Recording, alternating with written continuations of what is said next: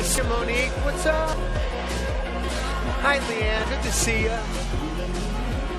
Hey, I just want to say, there you go. Hey, guys. All right, for those of you in the other room, you're going to want to come back to your computer. You're not going to want to miss this. Hey, guys, I just want to tell you, before I introduce our next speaker, congratulations for those of you that took that bold action. I know some of you were thinking about it, should I do it, and you leaped. The comments have been amazing. Those of you that took that uncomfortable action are smiling. And I want to tell you, this whole team, Tony and myself, are committed to you, helping you thrive in this shifting world. That's why we've designed this course for you right now. And just want to say thanks for having faith in us. We're going to over-deliver in a massive way. And congratulations for you. Take that bold action. All right. So our next presenter, and I'm going to say, listen, whatever you got to do, I know it's a Saturday. So thank you for being here and being with us on your Saturday. But this next lineup with our next guest, and then Tony's waiting and fired up, ready to knock it out of the park. Do not miss a second of the rest of the day. We're going to finish this strong. Who's up for finishing strong? On YouTube, we finishing strong? On Facebook, are we finishing strong? Those of you on Zoom, we going to finish this strong? Come on. Okay, you got to bring the energy for the next presenter. She's one of the world's most renowned and requested motivational speakers, from struggling mom to a millionaire. She's served nearly 80 million people. Her courage and determination have inspired people around the world, and this list can go on and on. But I just want to tell you, a woman that we used to speak sometimes at events, we'd miss each other. I'd get to watch her, I'd be like, damn, is she good? And I'm like, I missed it. I didn't get a chance to connect with her. And then we just kept missing each other. And then finally, like 2 years ago, it was the perfect. We had a chance to talk. And you know when you meet someone and just in a moment, you're like, I think I've known her whole life. And we just hit it off. You know, I say this. I don't know her birthday. We don't talk every single day, but every time we talk, it's meaningful. We even shared some personal stories about our dads and have supported each other through that.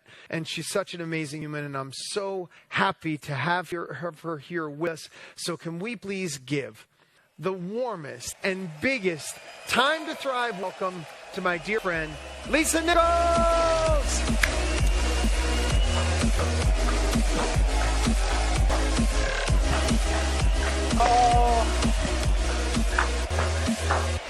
Thank you, Lisa, thank you, we love you. We appreciate you. It's all yours. Thank you, brother. Thank you. Oh, wow. So I have been in the background super stoked and excited just listening to my brother, Dean. I always say there are people who are put in your life. Dean, you know, you're my brother from another mother. Sacred soul. And just watching each one of you, watching this conversation, watching it evolve, I'm super excited. I'm looking at the chat. I see you guys. I love you, Cheryl. I love you, Carrie. I love you, Tony. I love you, Carrie. I love you, Marie. I'm looking down here. I love you guys, Jamie. I see all the love in the chat. Thank you so much. You know, this is a necessary conversation right now. And when you talk about what time in the world it is, like this place, this community is sacred for such a time as this, because there's a time in life now where we have choices to make, and your choice will determine the next 5, 10, 20 years of your experience. You spent the last 5 days having some dynamic conversations, looking at this season and this community and this industry. And this industry is about giving hope. This industry is about giving energy, giving inspiration, giving motivation. This industry is about the ability to transform the lives of others. I am a product of this industry. So many times I was interviewed 155 times over 5 months. And the number one question that everyone asked me was, why did you start? Why did you do it? I have to tell you, I didn't get into motivation and inspiration because I wanted to transform the world. I got into transformation because I needed one. Anybody else? Hands up, one hand up, two hands up. Is like, I needed a transformation first, right? I see all your hands up. I'm looking, I got screens everywhere, you guys. And once my life was transformed, I was so inspired by what happened in my life. that I wanted to help and touch others. They say that so many people who are serving others are wounded healers, meaning we came through hurt or we came through something and we want to turn around and help someone else. I absolutely agree with that. So I didn't step into transformation saying, I want to transform the world. I stepped into transformation saying, I need to rescue myself. From myself and from my limited thinking. Type your name in chat if you know that you are your first rescue. I said it when I was on Steve Harvey. I am my first rescue. I am my rescue. I am the person, right? I see it. Yes and yes and yes and yes and yes and yes. And then something beautiful happens. Dean has referred to it many times. When you have a breakthrough, when you have a transformation, you then say, wait a minute.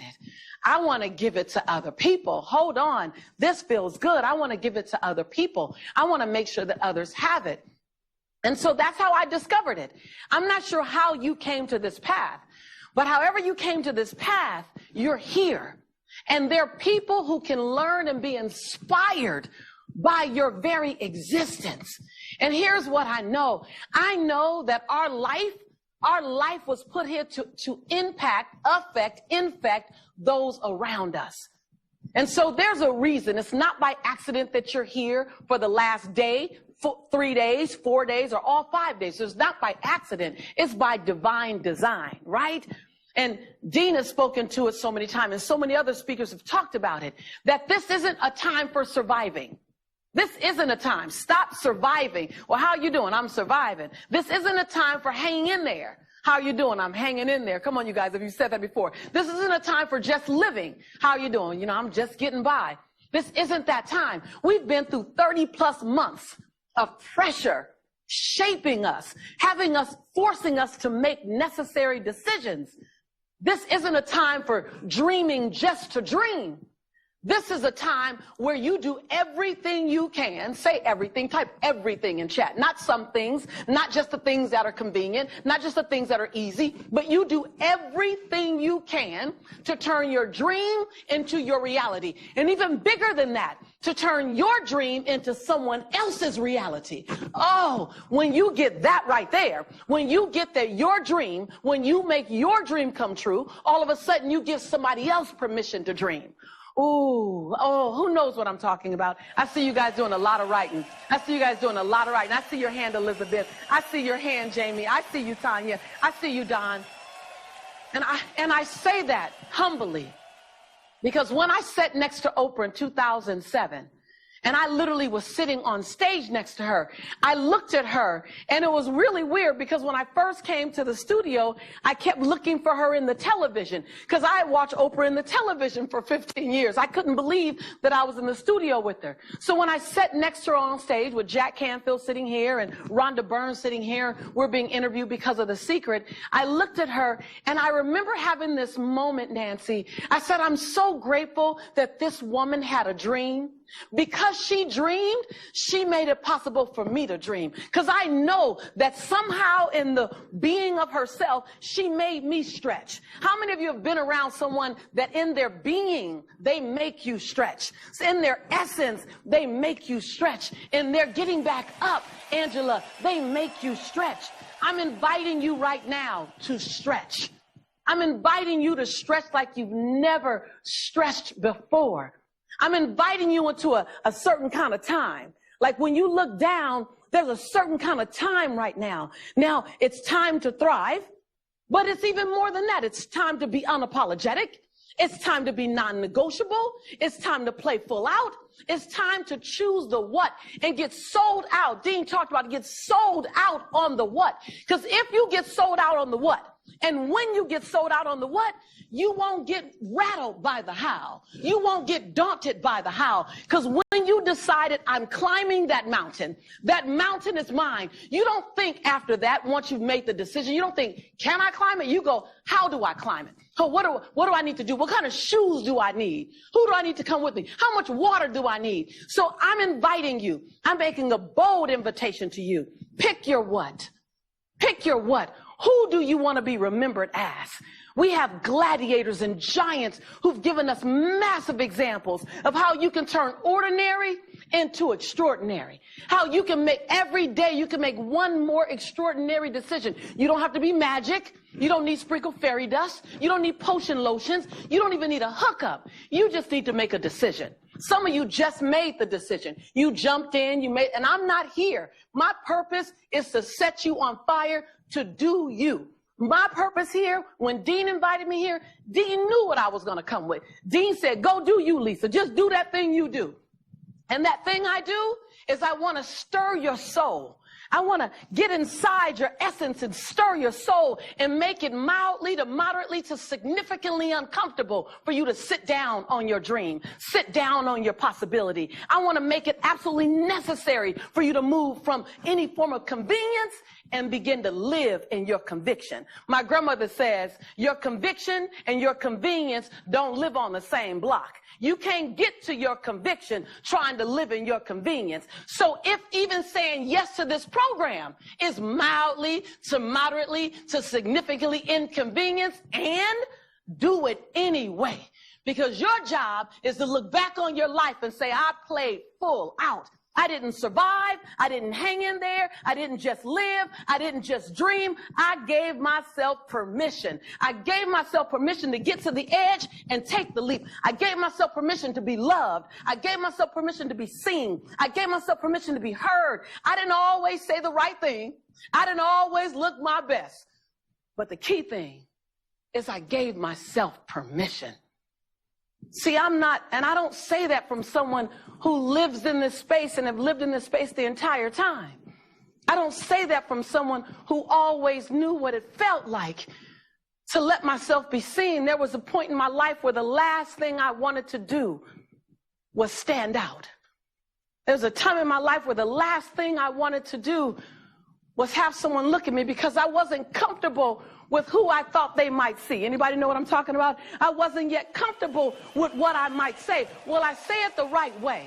I don't know if they were raised in my neighborhood or if I'm saying, I don't want to make a fool of myself. Anybody trying to protect that? I don't want to make a fool of myself conversation. Man. But let me tell you something. There was something beating in me. And you know that thing that's beating in you, and it wouldn't let me rest. It just kept beating in me, and I kept trying to downplay it. No. I can do this and be good. And it just kept, I used to pop lock back in the day, y'all, so I'm going to do a little bit of that. It just kept beating through my soul. It wouldn't let me off the hook. And I said, hold on, wait a minute. I need to see who I can become. And just type in chat if you say, I'm ready to see who I can become. I don't want to wonder. I don't want to get to the last 5 years of my life and wonder, who could I have been? I don't want to get to the end of my life and I still got some energy in me. I want to rest in peace. Hello, somebody. I want to say I gave it all. I gave it all to anybody listening and to some people that didn't want to listen. I don't want to. And so I'm here to challenge you and charge you. And then there's that thing. Some of you are still, and I got to tell you, you're in great hands. You're in great hands with Team Dean. You're in great hands with Team Dean. But some of you are still wondering. You're still wondering, can I do it even if I'm scared? And so many times and so many years, I wonder, can I do it even if I have the presence of a little bit of fear? Can I do it if I have the presence of a little bit of uncertainty? Can I do it if I have the presence of a little bit of discomfort? Isn't that's real, right? That's a real conversation to have. I'm not a superhero. You're not a superhero. The cape comes off at night. Hello, somebody. We all know that. People see us, right? I see you laughing, Heidi. People see us as superheroes and super sheroes, but the cape comes off at night. And so let's deal with that real feeling of fear. I want to read you a letter. The last time I was with you guys and Dean, I told the story of Nelson Mandela. And I talked about how Nelson Mandela went through just absolutely tumultuous and insane experiences to write a book called A Long Walk to Freedom, and how he led the largest forgiveness movement. But today I want to share with you about another hero. But I want to share with you the part of the hero that no one sees. And I want to challenge you in this conversation because I'm going to say, do it even if you're uncomfortable. Do it even if you're uncertain. Do it, do it. And when it becomes uncomfortable, keep doing it. Because on the other side of discomfort is a whole new possibility. When you're uncomfortable and you still keep moving, all of a sudden you have to grow. When you're uncomfortable and you still keep moving, all of a sudden you have to expand. When you stop in the face of discomfort, you leave yourself right there. You leave yourself right there. I am not the woman I used to be because I kept walking in the face of discomfort.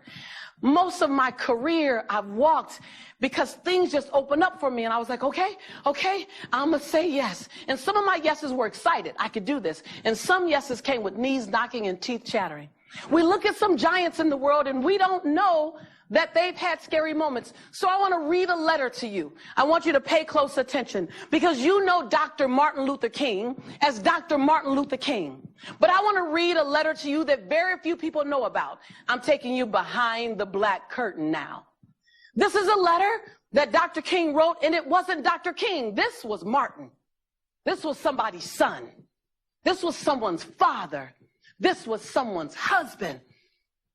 And I want you to listen to this letter, and I want you to find your place in this letter. And I want you to say, if this man can do this, then who can I become? The letter reads, almost immediately after the protest started, we began receiving threatening phone calls and letters. They increased as time went on. By the middle of January, they had risen to 30 or 40 calls a day, threatening my life. From the beginning of the protests, both my parents and Coretta's parents always had an unconscious and often conscious fear that something fatal might befall us. They never had a doubt about the righteousness and the rightness of our actions, but they were concerned about what might happen to us. My father made a beaten path from Atlanta to Montgomery, Alabama throughout the days of the protests. Every time I saw him, I went through a deep feeling of anxiety because I knew that my every move, this is Martin, you guys, Dr. Martin Luther King, my every move was driving my father into a deeper and deeper state of worry. During those days, he could hardly mention the many harassments that Coretta, the baby, and I were subjected to without crying. As the weeks passed, I began to see many of the threats were in earnest. Soon I felt myself faltering and growing in fear. One day, a white friend told me that he had heard from a reliable source. You guys, listen to Dr. Martin Luther King say this, that there were plans being made to take my life. For the first time, I realized that something could actually happen to me. This is about having a dream that's bigger than you. One night at a mass meeting, I found myself saying, if one day you would find me sprawled out dead, I do not want you to retaliate with one single act of violence. I urge you to continue protesting with the same dignity and discipline we have shown so far. A strange silence came over the audience. One night at the end of January, I settled into bed late after a strenuous day. Coretta had already fallen asleep, and I was just about to doze off when the telephone rang. An angry voice said, listen, nigger, we've taken what we want as much as we can from you. Before next week, you'll be sorry you ever came to Montgomery. I hung up, but I couldn't sleep. It seemed that all my fears had come down on me at once. Listen to Dr. Martin Luther King. I had reached my saturation point. I got out of bed and walked the floor. I had heard these things before, but for some reason that night it got to me. I turned over and tried to go to sleep, but I couldn't sleep. I was frustrated. I was bewildered. Notice, find you in this conversation. And then I got up. Finally, I went to the kitchen and heated a pot of coffee. I want you to type your name as you start hearing yourself. Get to this. I was ready to give up. With my coffee in my hand, sitting untouched before me, I tried to think of a way to move out of the picture without appearing a coward. I sat there and thought about the beautiful little girl who had just been born. He only had one child at this time, you guys. I come home night after night to see her little gentle smile. I started thinking about the dedicated, loyal wife who was over there asleep, and she would be taken from me, or I could be taken from her. And I got to the point that I couldn't take it any longer. Listen to this. Dr. Martin Luther King says these words: I was weak. Something said to me, you can't call on daddy now. You can't even call on mama now. You got to call on that something and that person that your daddy and your mama used to tell you about.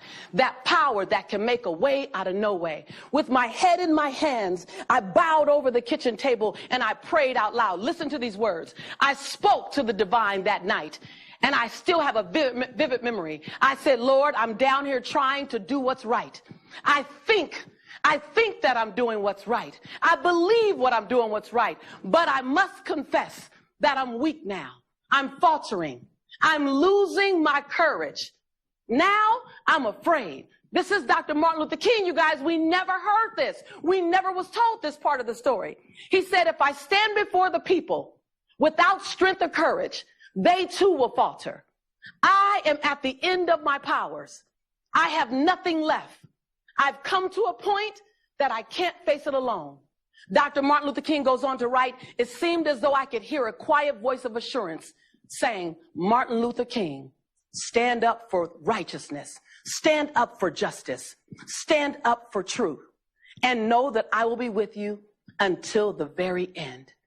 He goes on to say, I felt a dashing in my soul, but I heard the voice. He promised to never leave me. And in that moment, I experienced a presence of the divine that I've never experienced before. And almost at once, all my fears melted away. My uncertainty disappeared. I was ready.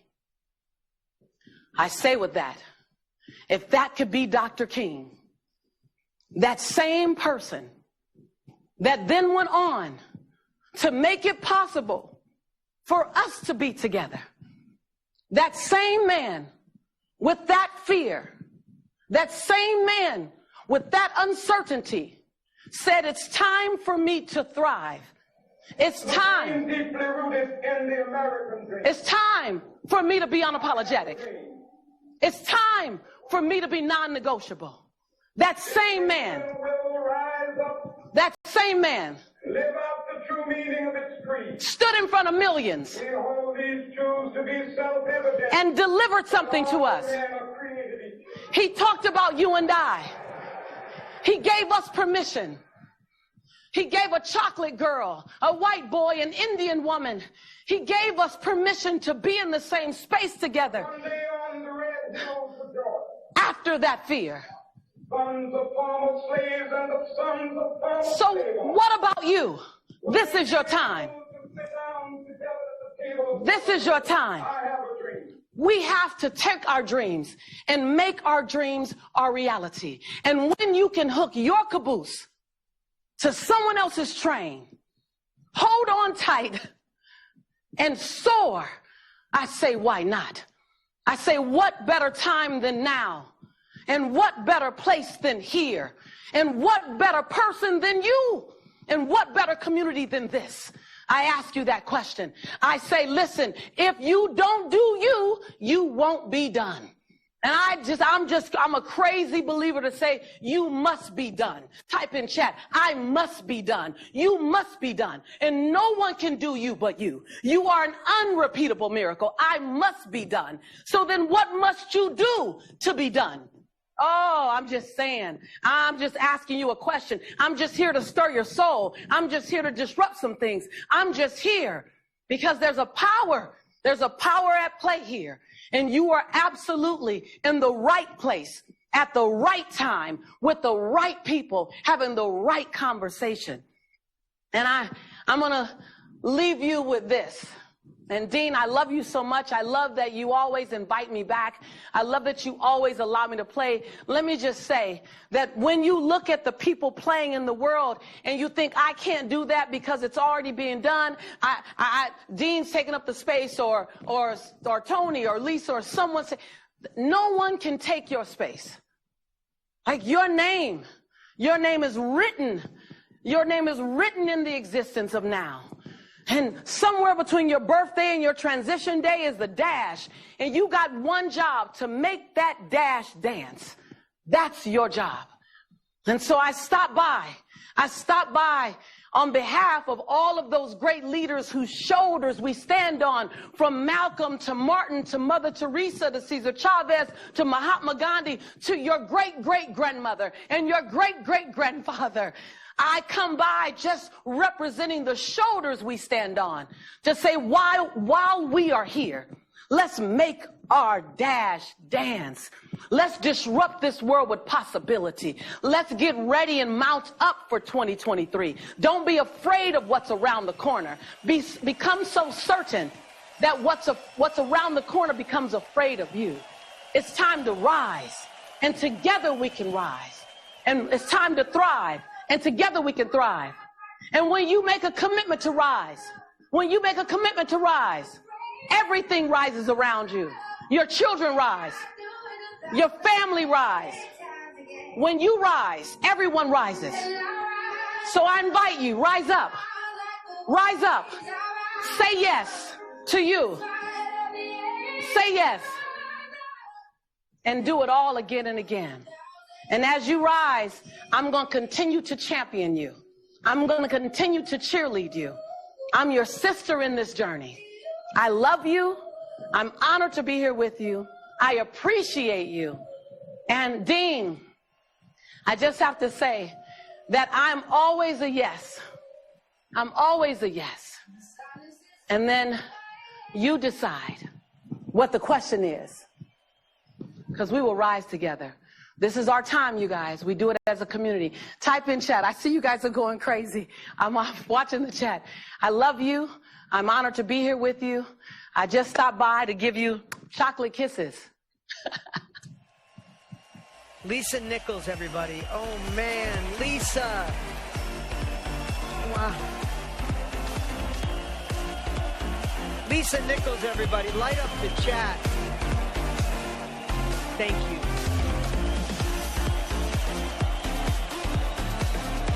Thank you, guys. Wow. Lisa will be watching the chat, guys. Send her the love. I know you were doing it her whole time, but now that you can see it. I can. Great. Great. Thank you. If that doesn't move you, if that doesn't put you in a place, Jamie, I saw you playing Full Out. I saw it impacting you. You made me smile. You put tears in my eyes. And everybody, that feeling, I love when Lisa comes on and speaks with her heart. Don't you wish you could all express ourselves like that? But that's her calling. That wasn't her calling originally. That just became her calling, and it's so magical. There's a couple things I had to write down. Conviction over convenience. They don't live on the same block, right? We're always looking for convenience. When we want more, we got to be convicted. They're not the same. You can't have both. But here's the cool part. When you're convicted for enough, doing the right thing over and over, you find the convenience in life. You just can't get the convenience first, right? So we must be convicted. Oh my God, everything she said, don't be afraid to start small. Like there was, it made me think of like sometimes we're afraid to start because we think we might look silly or look foolish on starting small. No, we all got to start. What if Lisa never started? Who's impacted by Lisa for the rest of your life now that you saw her today? Right? On the other side of discomfort is a whole new you. On the other side of discomfort is a whole new you. I love that you've heard some similar things weaved through the 5 days, right? But coming from different people, it impacts you in a different way, doesn't it? It gives you a different feeling. It gives you different emotions. And I'm just, Lisa, thank you again. If you're still watching, thank you for coming and lighting us all up. Here's what we're going to do. We got Mr. Tony Robbins coming here in a few minutes. You ready for Tony Robbins? Man, that sets us up.